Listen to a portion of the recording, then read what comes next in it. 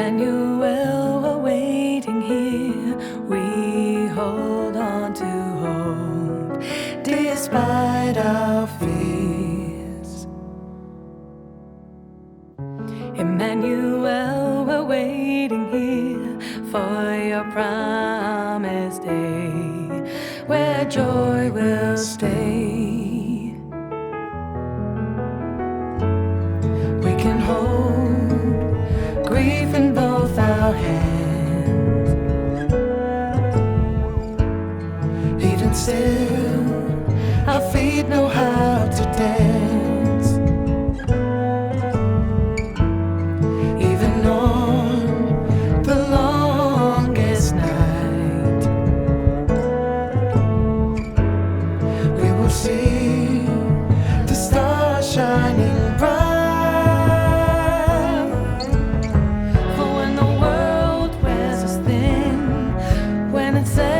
Tougher skin will sing for you. For all it takes is just one voice, for joy to be a force, for good we'll sing it true. For when the world is wearing thin, Emmanuel reaches in, we'll sing for you.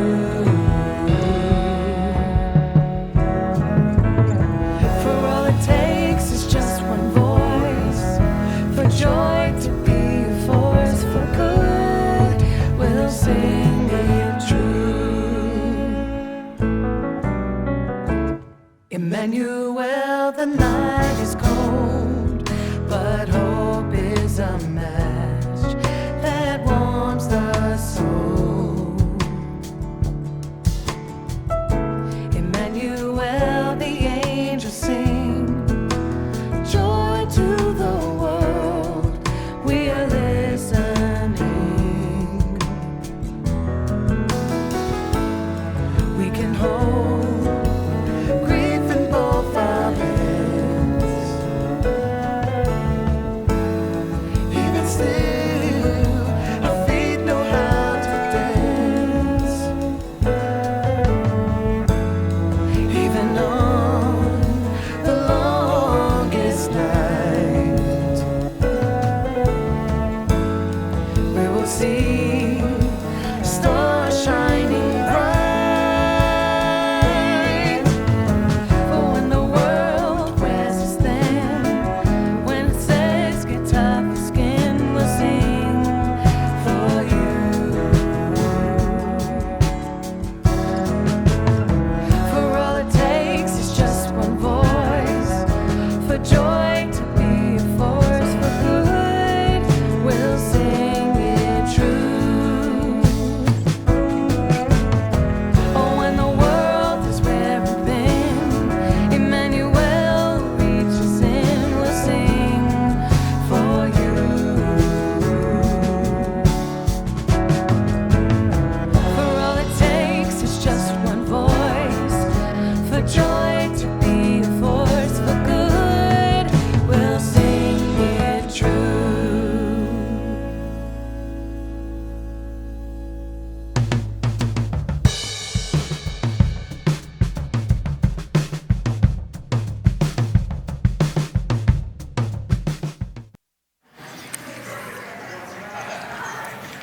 Good morning. Welcome to combined worship services of McDougall and Ogden United Churches here on this gorgeous, gorgeous Sunday morning. A poem, as we center ourselves this morning, written by Reverend Sarah Speed, entitled All the Way to Joy. We could play hard and fast, not let anything touch us at all, keep composure, have all the answers. Or we could crack ourselves open and let everything in. We could feel everything, every touch, every marvel. We could stand gaping at the beauty of the world, mouths wide open, because sometimes a mouth wide open is the very best gratitude. We could laugh so loudly that the whole restaurant looks and err on the side of goofy whenever possible. We could put our defenses down. We could grow soft. We could choose awe. We could take her by the arm and we could let her lead us all the way to joy. And so, friends, here on this third Sunday of Advent, welcome each and every one of you. Whether you are here in person, whether you are watching online, we are grateful for you and your presence in this season and in all the days and all the ways that you are the church. A few announcements to lift up as we gather together this morning. First off, this is the list of all the different Christmas stuff that starts happening this week. This week obviously becomes a very busy week. Please note that the longest night service last week was announced with the incorrect time. It is at 7 p.m., not at 7:30 p.m. It will be here in the church sanctuary and online. Really want to let you know, though, the longest night service tends to get a bad kind of reputation in the church as being only for people who are grieving or sad or really finding it difficult. Certainly that is an aspect of the longest night and the liturgy, but this year in particular, we even have like a blues combo band that is playing on the night of the 21st here, and the worship service is designed to be a service more of just sort of calm and relaxing and removing ourselves from the craziness and the busyness and the frenzy of it all. I was at the mall yesterday evening. I need me some Wednesday night church service. So as well, for some folks, you may want to come because there is somebody or something or something that has happened this year that you need to mark and commemorate and sit with in the presence of God and reflect. And we light candles and we pray together and we support one another in that work. So again, really cool blues combo, very chill kind of atmosphere, very relaxed. Really want to encourage you to come and check it out. It won't be a full-length service by any stretch of the imagination, but there will be a lot of really good music and a lot of really good atmosphere and a lot of place for rest and breathing and just kind of re-centering yourself before the craziness of the weekend that is to come.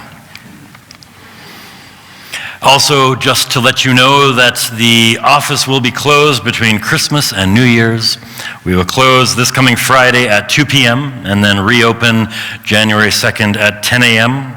There will be no email blast on December 29th.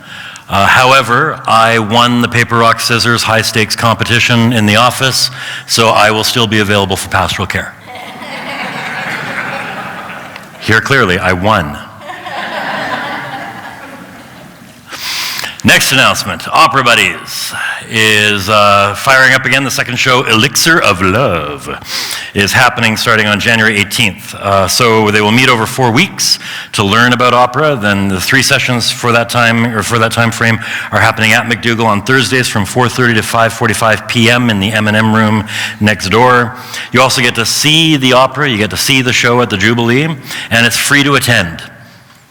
Free opportunity to learn about the opera. Go and see the opera, build some community with folks. Anyone over the age of 12 is welcome to participate. Again, it is free to attend. If you have any questions, you can reach out to the office or check in with Dana, and we can let you know more about it.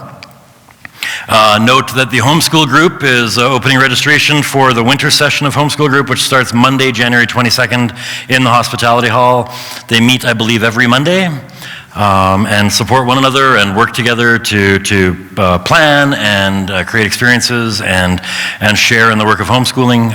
Really fantastic group, a lot of really good messages of how supportive and engaging it is. So if that's something you would be interested in, or if you know somebody who might be interested in them, let them know that the registration is open now, and they can get more information online or from the church office. And as well, Open Table registration is now open for the Carnival-themed event that is happening on February the 10th. This is our 3rd year hosting this event, and it is worth attending. Reverend Dana is from New Orleans, in case you couldn't tell. And he'll tell you all about it on February the 10th. So, $5 registration cost. Donations accepted at the door as well. There are limited tickets available, so please register early. You may remember the last Open Table event was a massive, rousing, crazy time. And if it's going to be carnival themed, then I kind of expect the next one should be rowdier and crazier, right? Yeah, he's doing this, which doesn't mean sing the next note up. It means we're raising the bar. And then lastly, as always, the most important announcement of all, our gratitude. Our gratitude for all the ways that you support the life and work of both congregations, McDougall and Ogden United Church, all the ways that you support us with your time and your talents, and yes, as well, your financial offerings. Without your support, the ministries don't happen, the programs don't happen, all of the work to bring hope and to provide comfort and support in times of need and grief would not be happening. So you are fantastic, wonderful, amazing people who make it all possible, and we are so grateful for all the ways you support. The ways to give are on the screen. There are also plates at the back of the church if you would like to make an offering, but thank you for all the ways that you continue to support the life and work of the church in struggling times. And so with that, I'm going to turn it over to these fine folks. Oh, that's right. You're not on the announcement list. Weird. I should have known that. I lied. There is one more announcement. Joanne is going to give us a quick update and announcement here, so I'm going to get out of the way. Thank you.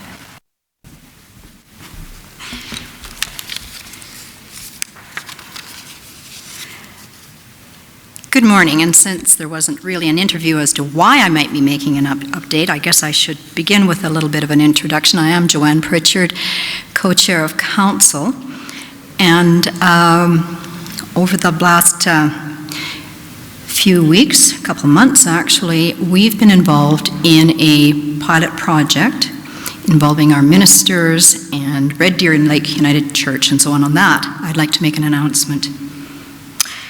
As you may be aware, McDougall's two ministers, Reverend Joanne and Reverend Dana, along with Ogden's minister, Reverend Bill, have been sharing their ministerial leadership with Red Deer and Lake United Church during an 8-week shared ministry team pilot project.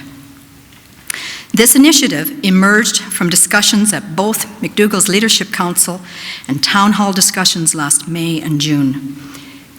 Many thanks to Barry Clayton for his vision and leadership that God is looking beyond our church walls to build relationships with other United churches in South Calgary, interested in developing partnerships and sharing resources that will help us all flourish as Christian churches in the years ahead. The pilot period ended on December 10th. There is support from all the church leaders and ministers involved to share ministerial resources and explore new ways to collaborate in the new year. The Red Deer Lake Board Chair plans to announce at their church service this morning this new direction for their church and their commitment to help fund a shared ministry team that includes Reverend Joanne, Reverend Dana, Reverend Bill, as well as Reverend Grant Dawson, who has been Red Deer Lake's interim minister this past year.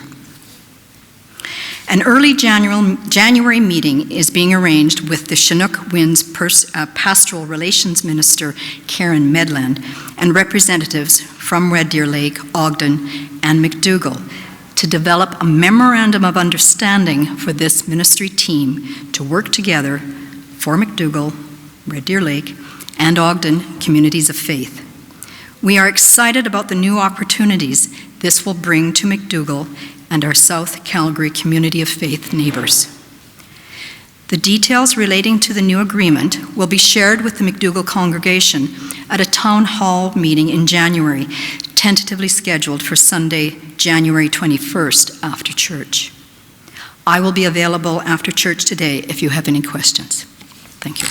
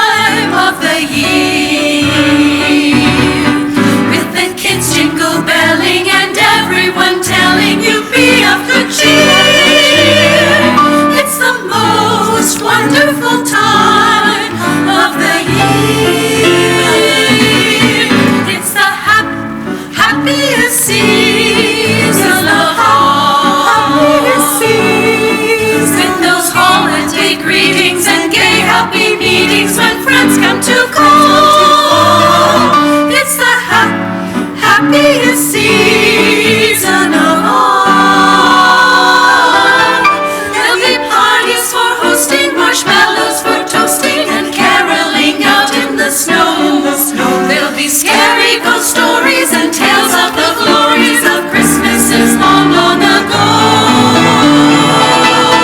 It's the most wonderful time of the year.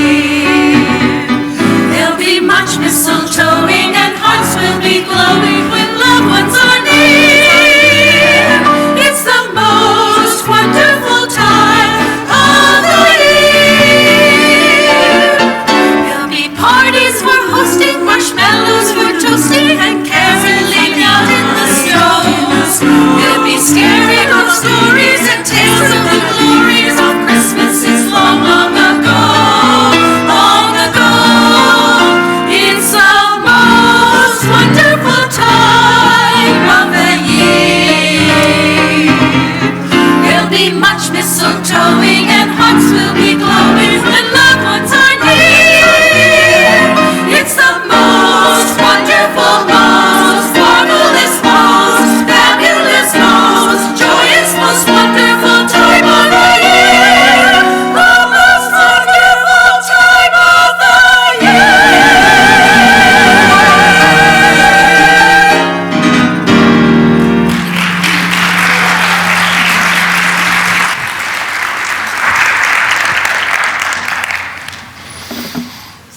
Man, will you pray with me?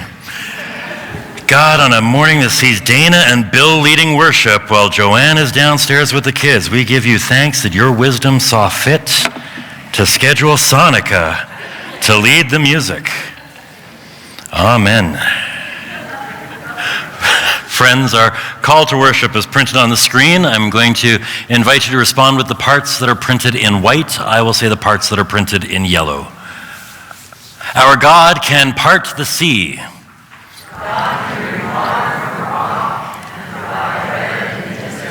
Our God can walk on water.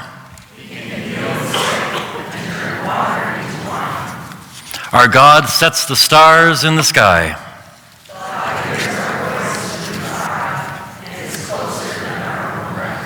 There is nothing our God cannot do. And so, friends, I'm going to invite you all to stand as you are able as we sing our opening hymn, Hope is a Candle on Our Journey.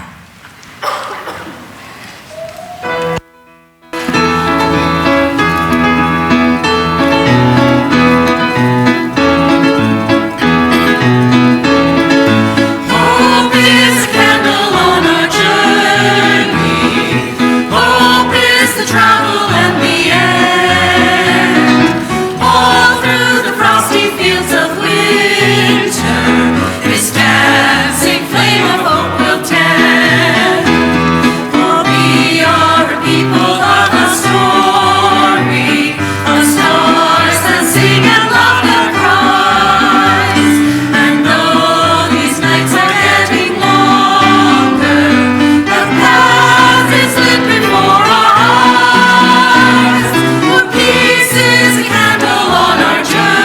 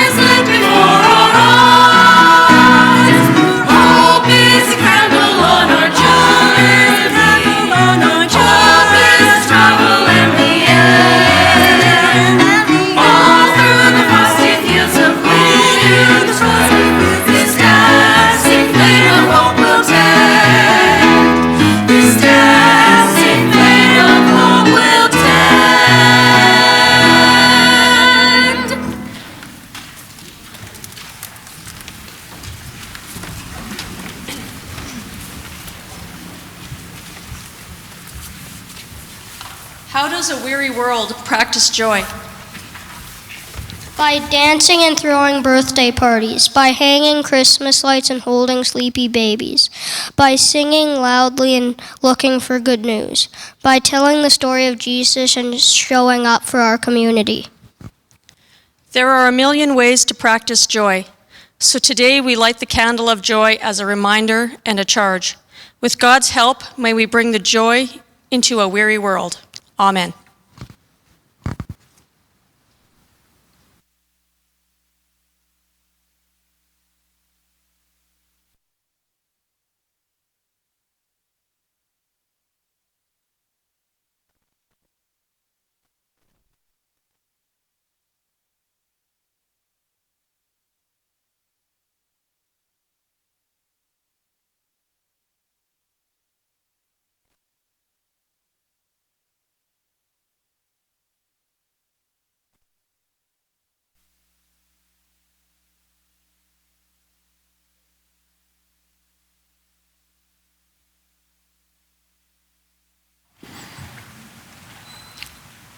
And so, friends, we'll remain seated as we sing Hope is a Star. We'll sing the first three verses.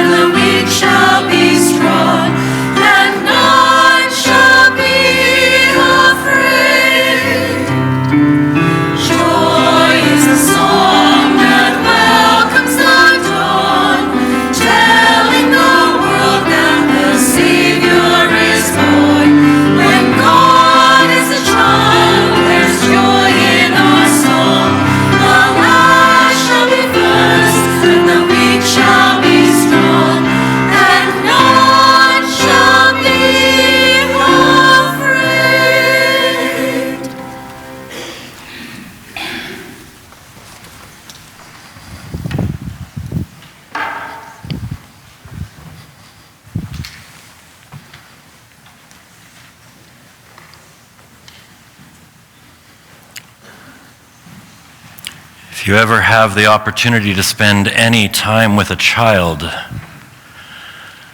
you learn very quickly that children see the world differently. For a child, a ladybug is a miracle.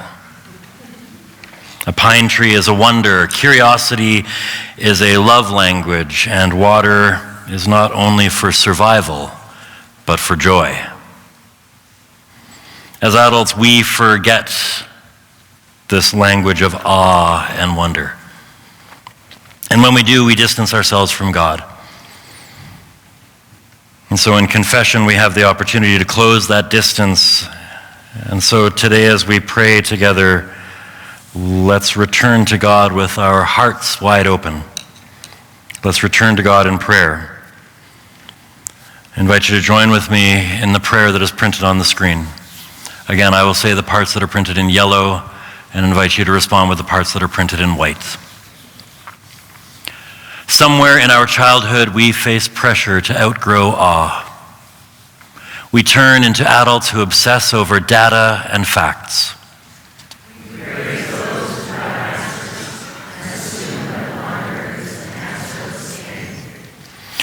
Forgive us for closing that door to you.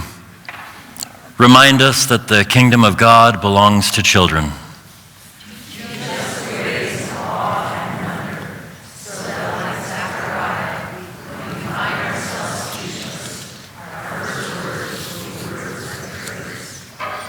With hearts open wide, we pray together the word that the Lord taught us as we say in whatever words and language and tradition bring us closest to you, O God. Our Father, who art in heaven, hallowed be thy name. Thy kingdom come, thy will be done on earth as it is in heaven. Give us this day our daily bread, and forgive us our trespasses, as we forgive those who trespass against us. And lead us not into temptation, but deliver us from evil. For thine is the kingdom, and the power, and the glory, forever and ever. Amen. Family of faith, just as we marvel at mountains and newborns, just as we marvel at sunrises and sunsets, God marvels at us. There is nothing that you could do, there's nothing you could leave undone that could prevent God from loving you. So hear and believe the good news of the gospel. We are forgiven. We are loved. We belong to God, this day and always. Amen. So I'm going to invite you all to stand. We have a bit of a responsive piece before we pass the piece, but I'm going to get you to stand as you're able, and we will do the responsive piece together, and then we're going to pass the peace of Christ. And when we pass the peace, you can do it with a handshake or a hug. You can do it by bringing your hands to your chest and then extending them outward to each other. Wherever you are, whatever you're comfortable with, we will pass the peace. But first, we believe in a God who knows our names.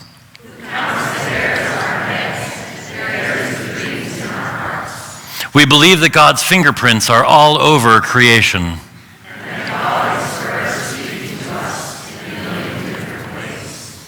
We believe that awe and wonder are all ways that we can say thank you to our creating, sustaining, and loving God.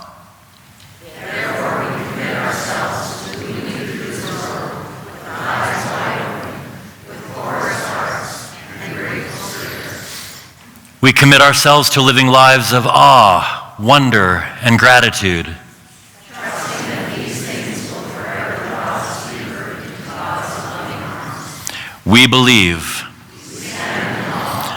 Thanks be to God. And so, friends, let us pass the peace with one another. Peace of Christ be with you, and also with you.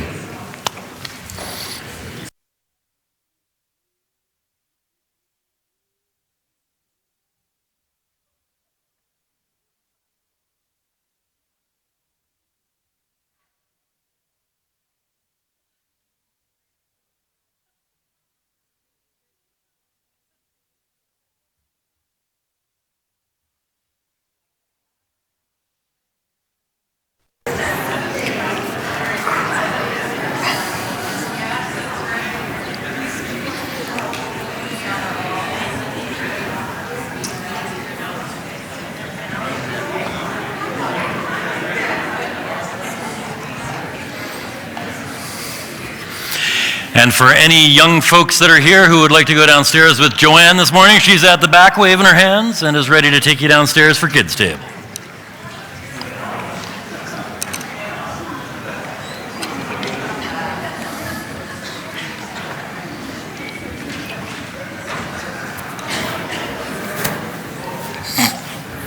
feel a sigh of relief not going down with them. It's like, oh, good.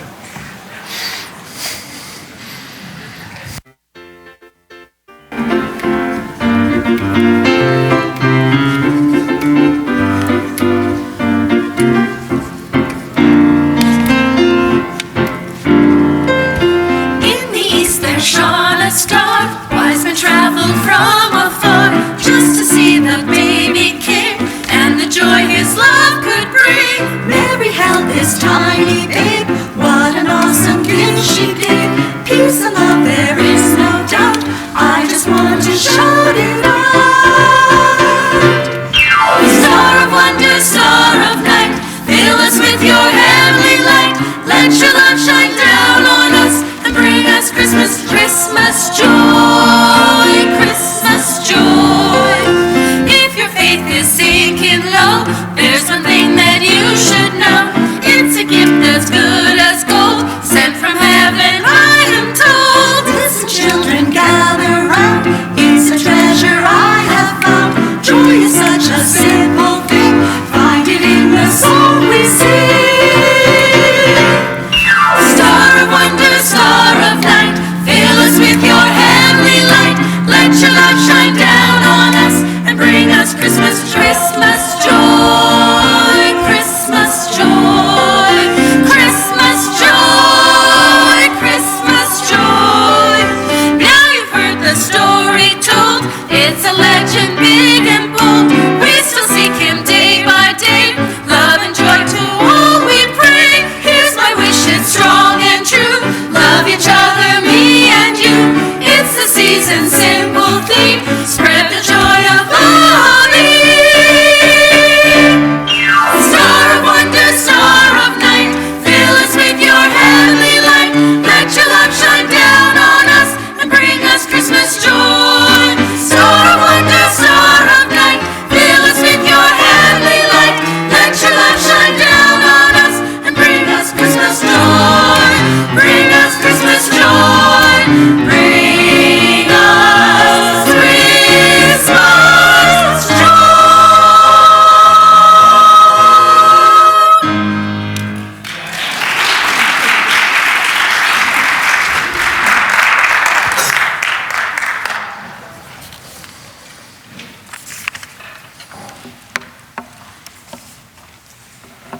And so, friends, as we prepare to gather our prayers of the people together, 3 prayers to lift up from the community this morning. First off, prayers for Cheryl Holt on the death of her brother Gary. Gary's service was actually yesterday, and so we lift up both Gary Thompson and Cheryl Holt and all who are feeling the loss of Gary today. Prayers as well for Jeff and June Clark. Jeff is recovering from heart surgery that went very well. Recovery continues. Prayers of gratitude that things went as well as could be hoped for, and for his continued recovery until such time as he can come home. And prayers for Leslie recovering from her knee surgery, also doing quite well, but recovering.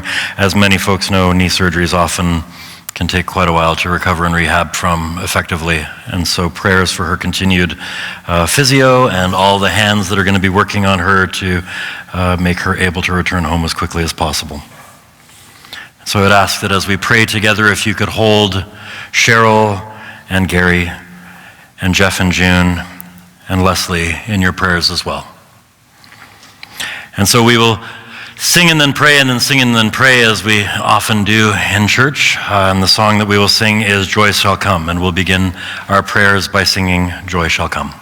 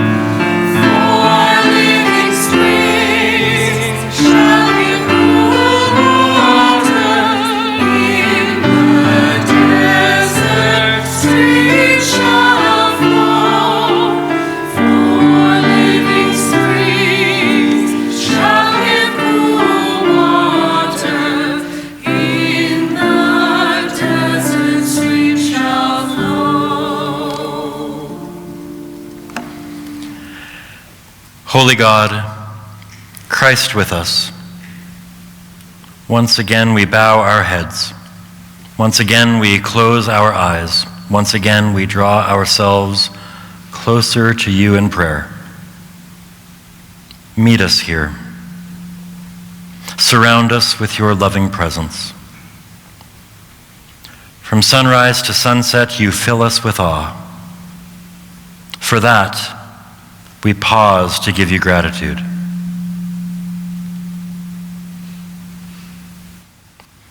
Thank you for the way the sun shines through our windows, for the mist rising off the river, for the warmth of a cup of coffee, for the warmth of a second cup of coffee, for the warmth of a third cup of coffee, for the joy of returning home, for the beauty of a crowded table, and for the glory of a sky full of stars.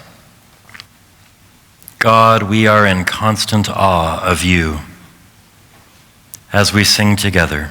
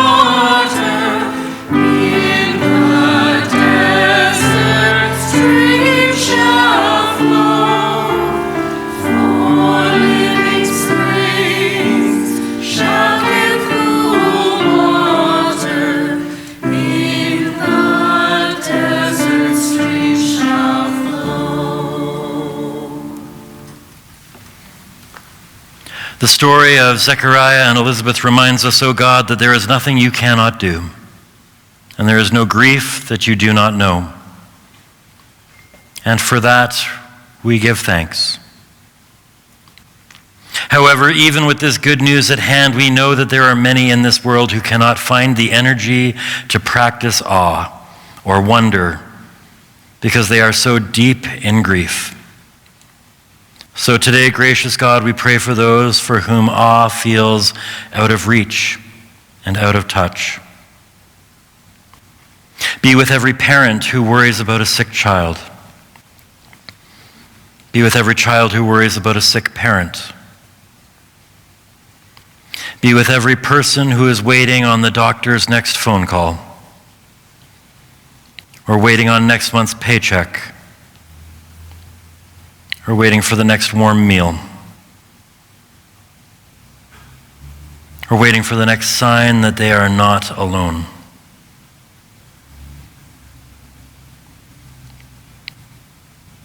We lift up all these prayers as we sing, O God.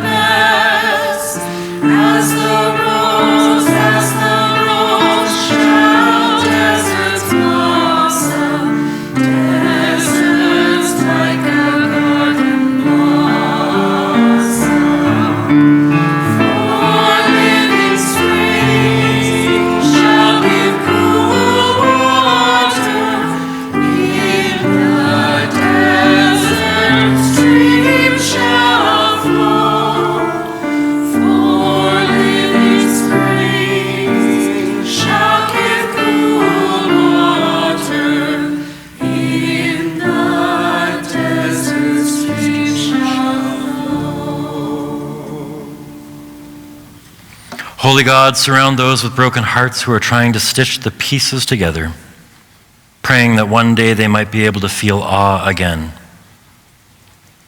All the while, we will keep gathering together and turning to you to remind us that you are the God of the impossible. You are the one who floods our world with awe. You are the one who knows our names. We ask now, O Lord, to hear the prayers that we left unspoken in our hearts in a moment of silent meditation.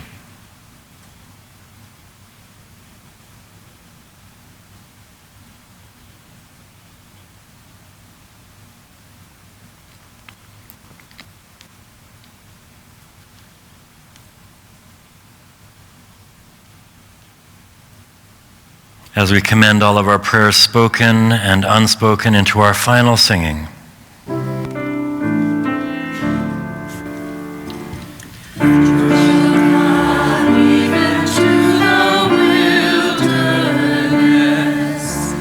And a march that shall then go great.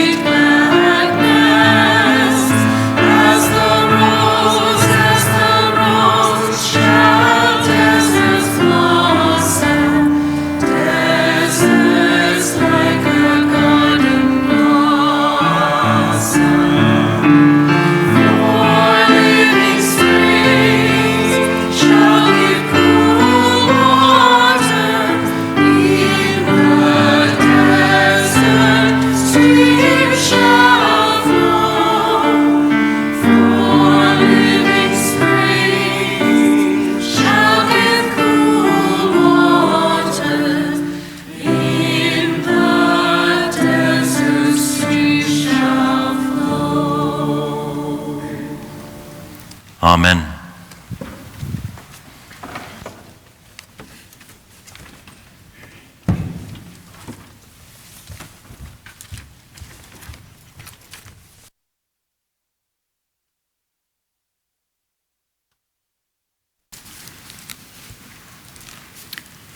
Our first reading this morning is from Psalm 126 from the New Revised Standard Version of the Bible.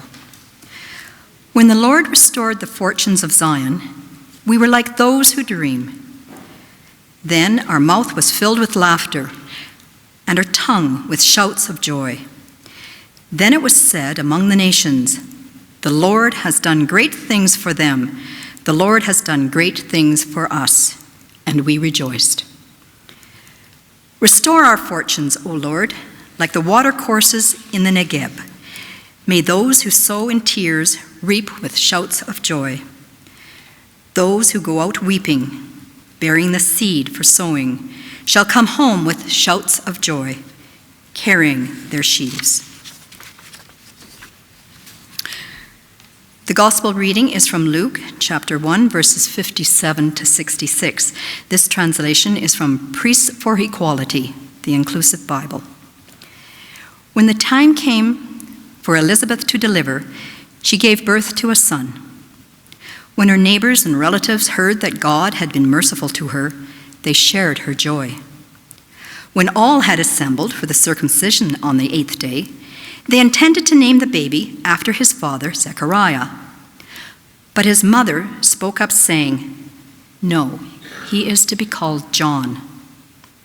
They pointed out to her, "But no one in your family has this name." Then they made signs to the father to find out what he wanted the child to be named. The father asked for a writing tablet and wrote, "His name is John." They were all astonished. Immediately Zechariah's mouth was opened and his tongue was loosed, and he began to speak in praise of God. Their neighbors were all filled with awe, and throughout the hill country of Judea, people were talking about these events. All who heard the news stored it in their hearts and said, "What will this child turn out to be?" For God's hand was with him. May God bless to our understanding these holy words.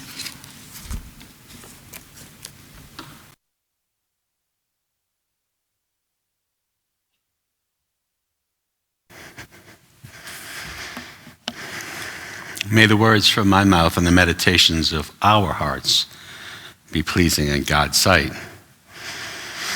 Well, we chose two readings today, Old Testament, New Testament, right? Quite a range of things expressed in there. I love that psalm. It has such a joyous feel to it. It really excited me when I saw it come up. Plus, I just like the idea of using the word sheaves in a sermon.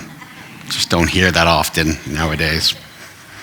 Now, the reading itself, again, when we look at it, it's sort of obvious in the the New Testament reading, that Zechariah was really not leaning into his priestly role when the angel first appeared to him, right? As a priest, he should have kind of like realized an angel's here. And we know that Zechariah didn't just take what the angel was saying. He wondered, and he kind of had doubt about it. Strange, because again, his position was in such the power seat, right? Also, it's important to recognize, as we sort of just look at the text and unpack it a little bit, that childlessness was actually considered a disgrace in this world. If you didn't have a child, you weren't full, you weren't complete.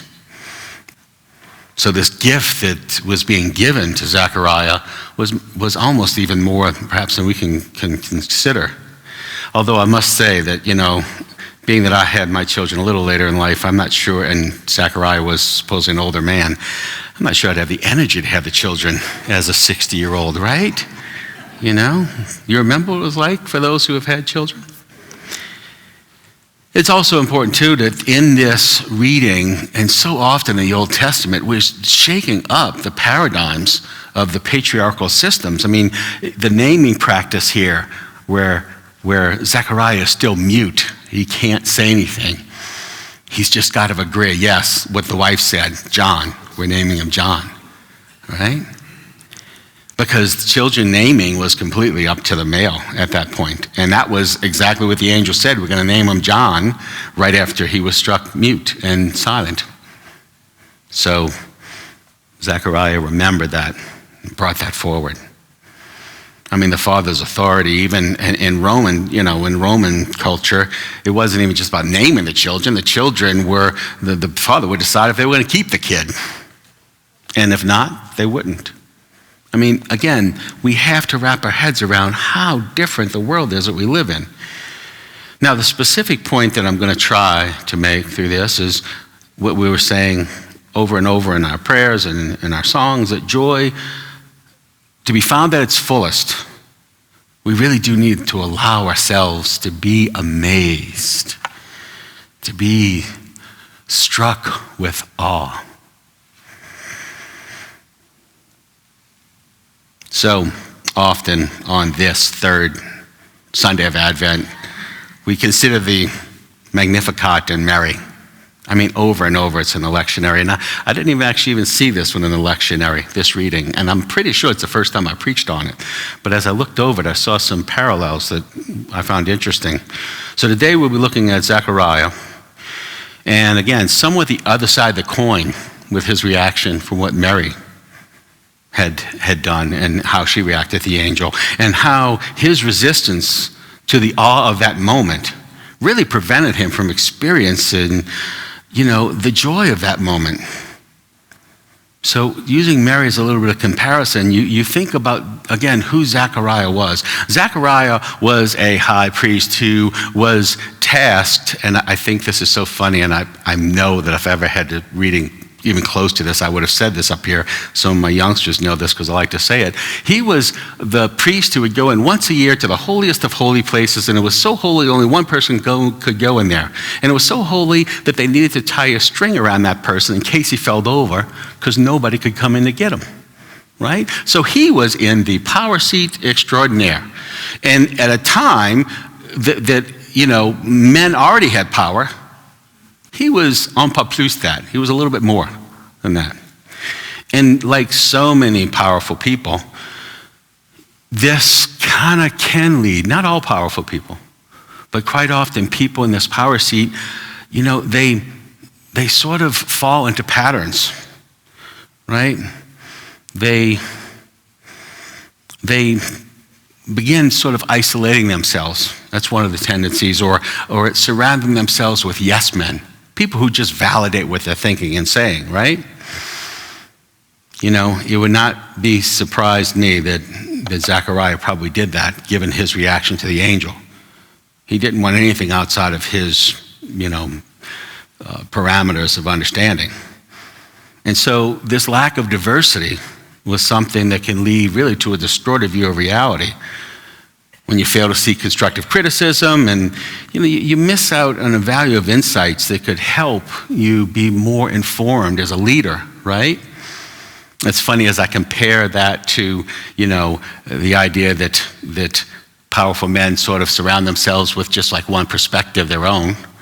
I think about us as a United Church. We're like the exact polar opposite of that, right? We pretty much, it's our calling card of the United Church to say, no, we want diverse perspectives, right? So that's sort of one way he failed. Then you look at Mary's response to the gospel and to the angel, demonstrates her openness to God's plan, her openness to embracing a reality far beyond her understanding. She could hold that space in her heart.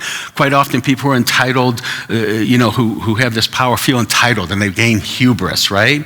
And, it can breed a sense of overconfidence when you're like that. It can lead powerful individuals to believe that their ideas are always right, dismissing alternative viewpoints altogether. Zechariah's doubt about the angel is kind of where this doubt stems from. It's a sense of disbelief because it's just sort of a momentary acknowledgement that he is not in the divine power seat all the time. He has to step back from it. Humility and gratitude is what Mary steps forward to the angel with. Mary recognizes God's play in this, drama here, and she expresses it in the magnificence, the magnificence of the event kind of radiates out from her. But it does so with humility, acknowledging her role in God's plan. Again, expressing gratitude for this and being in awe of this, feeling that awe. It's also known that quite often when you're in the power seat like that, you have a loss of empathy towards others. You disconnect from the daily struggles and experiences of the general population. How can you relate to them, right? Powerful individuals can sometimes become sort of indifferent to the challenges a lot of the normal people face in the world. And again, Zechariah, no doubt, shows a disconnect from these extraordinary circumstances when the angel shows up, indicating sort of a temporary loss of empathy, whereas Mary, again, immediately submisses to God's will and showcases her reliance on the divine. And, I think that the biggest sin that those in power seat often make is their inability to admit mistakes. You can't self-examine because that would show kinks in your armor. You can't sort of let yourself be out there fully and completely, or even in awe of something because you don't know how that's going to look, right? Pride and fear of appearing weak really prevent powerful people sometimes from acknowledging their mistakes, and they're reluctant to admit errors. And again, I think that this is perhaps the biggest impediment that Zechariah faced, this idea that he could not be impressed by this angel. He had to hold that status and power. But when you're in this defensive posture, it's really hard to be amazed. It's really hard to be awestruck with something when you're trying to be like, haven't you had that fellow or, a cousin or an uncle who always, you tell them a story and they've just got to say, oh, well, yeah, but what about this? And they try to one-up you with a story, right? I almost feel like Zechariah's doing that like for a minute with the angels, like, well, yeah, but, I such and such and such. It's important to note, again, that not all powerful individuals succumb to this, but I think we can say safely that Zechariah did. It's interesting because we read that poem a little bit earlier, and I put it in here because I couldn't believe how much it resonated with what I was going to say, and I discovered the poem afterwards. But this idea of, how people, play hard and fast, not letting anything touch us at all. We keep our composure, and we have all the answers. That's what that poem said. But really what we need to do is crack ourselves wide open. Say we don't have all the answers if we're going to experience all. We don't have an understanding beyond our meager understanding. We need to put our defenses down. We need to grow gentler together. We could choose awe. We could allow ourselves to let her take us by the arm. And we could and this would lead us all the way to joy. But what does that mean, all the way to joy? Now, again, I don't mean to be ragging on Zechariah because we all have been there. We've all kind of been that, in our lives. One of the things I talk about with high-powered people is that they become overly busy and they lose sight of what's most important, right? And I'm sure you've probably experienced that on your shopping. Like, why am I so worried about this, that, or the other, when I should be letting the sense of the season speak to me, right? Let that off. Bill talked about this, the idea of, the crazy shopping days where you're just there and you just lose it. And last week, Joanne talked about there's a lot of reasons to be weary, and that's what we're talking about too here. This idea of this time of year, you can be just overly stressed. The ceaseless wars, the pressures on the modern world, the fishbowl that is social media that so many people live in. It's hard. It's hard. But I think sometimes instead of trying to figure it out like Zechariah, we just need to be silent. We need to allow ourselves that moment of silence. So, Zechariah, and again, I don't think this is the only way to experience awe, but Zechariah had a child, and it was when he had this child, and he admitted his name should be John. He let loose. He said, I'm not controlling. He's not going to, he's usually named after him or his father. Nope, it's going to be John. We're going to do that, right? It's funny because, and I was looking at this and I was thinking about it, and I'm not going to go into detail, and it's sort of funny because I never remember what I say up here. Neither do you either, probably. But you know, I really empathized with John, with Zechariah at that point when you have that child, right? I mean, I don't know if some of you have heard my call story that pretty much I started seeking my understanding of faith after the birth of my first son, who actually was born at the exact moment that Michael Jordan was sinking his last winning, series shot in 1998, 9:23 p.m. Well, what was hilarious about it is I go into the room to see the baby, and I got my hands on the glass. Oh, there's my baby. And I see everybody in the background. Yeah.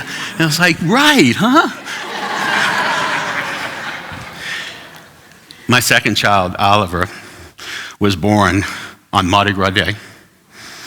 And and this is like Advent and Easter to ministers is like Mardi Gras is that same parallel to waiters, right? You're just so busy in New Orleans doing Mardi Gras. So he's born after this hellaciously busy weekend. I was so weary, but boy, when I saw this little boy come out and wiggle his fingers and wiggle his toes, eyes wide open.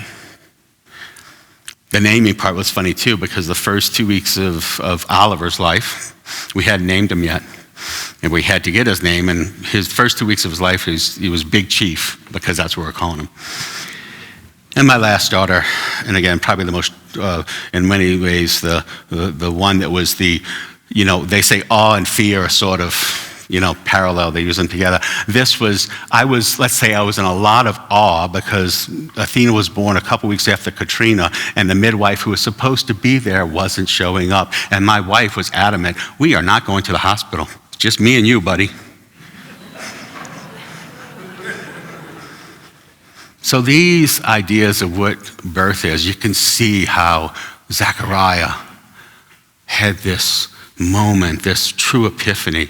And again, I think to a great extent, it was this understanding of what it meant to have a child.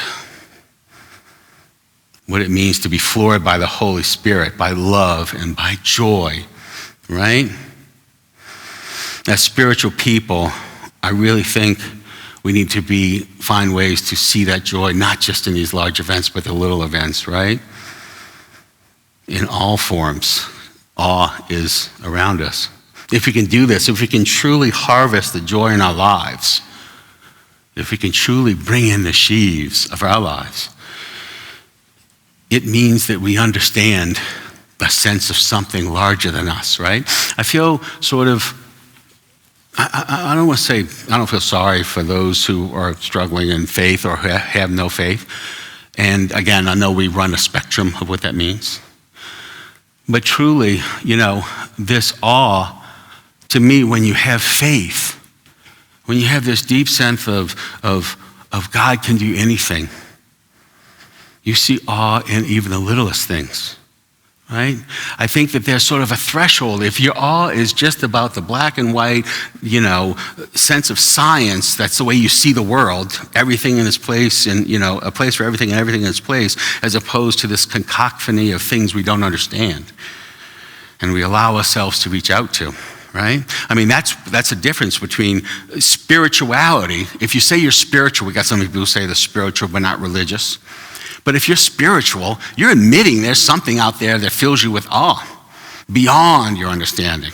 That's kind of what it means to be spiritual, that there's this energy that flows, right? And again, I'm not saying you can't have true awe as someone who doesn't have faith. I'm just saying it rings off, it peels off your bell into infinity if you have faith. If your love is based on a God that is infinite and caring, how can it not just resonate out into the world? One of the things I thought of was like, you hear them go, oh, that's a cute baby. Oh, that's a cute baby. I think as Christians we go, awe. You actually are in awe. Look at the baby. Awe is found. Whereas again, if you don't have a sense of faith, it seems a little tinnier. Oh, look at the baby. So my prayer for us today is that we recognize awe in our lives. We take that Psalm 126, that last words, and think about for yourself, what brings awe into your life? What do you wrap your hands around to feel that awe? You know, and it could be, seriously, I don't think it has to be big and grand. You know, I'm in awe that we live in a time and a place when I can bathe with hot water every day. I live in awe of the fact that I probably would have died because of, sicknesses that would have killed me 50, 100 years. I live in awe every time I go to the supermarket that we're feeding ourselves in a way that we've never been able to feed ourselves, maybe a little too much, but you get my point. So I invite you now, as we bring this reflection to a close, think about what is it that you wrap your arms around when you're feeling joy. What are the sheaves that you're collecting from an understanding of God in your heart? Hold that. Understand that. Celebrate that. Be in awe of that. And that's my prayer for us today. Amen. I'm going to invite you now as we sing our last song, which Barry points out to me is a month or two too late, but I have a thing that I'm going to say about it afterwards. We're going to go to a really old favorite in Bringing in the Sheaves. I'm going to invite you as you're able. Why not? Just stand one more time. Come on, guys. Let's bring in the sheaves.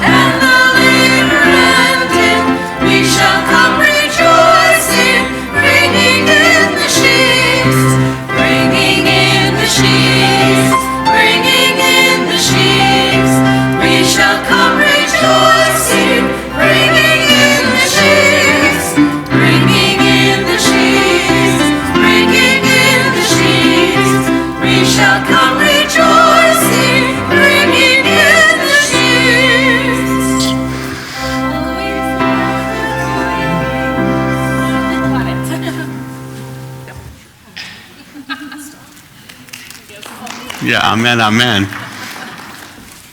So that song, again, reminds you to think about collecting the sheaves of joy that your faith brings you, collecting a sense of awe in a way that allows that sheaf to be bigger and bigger. But to tell you the truth, this song, not only is it a couple weeks, months late, because it's usually around the harvest, this song is also about us as individuals, bringing in others to an understanding of our faith. We talk about the church struggling and looking for ways to sort of become what it is meant to be in the world and how it's waning. Our role, and this song tells us, this idea of the sheaves are all the people you're bringing with you, all the people who you bring into this understanding. So as you go out into this world today, not only appreciate the infinite wonder of joy and awe that you can feel when you truly wrap yourselves around the harvest that God provides, but remind that it goes out to others. Have that go out to others. Have them see and recognize this in you. See you just so joyously full of God's love that they cannot help but be drawn like a magnet to it with you. That's the way we build the church, not just this building, not just this group, but build the body of Christ and for the kingdom in the world. That's our call as Christians, truly. Amen.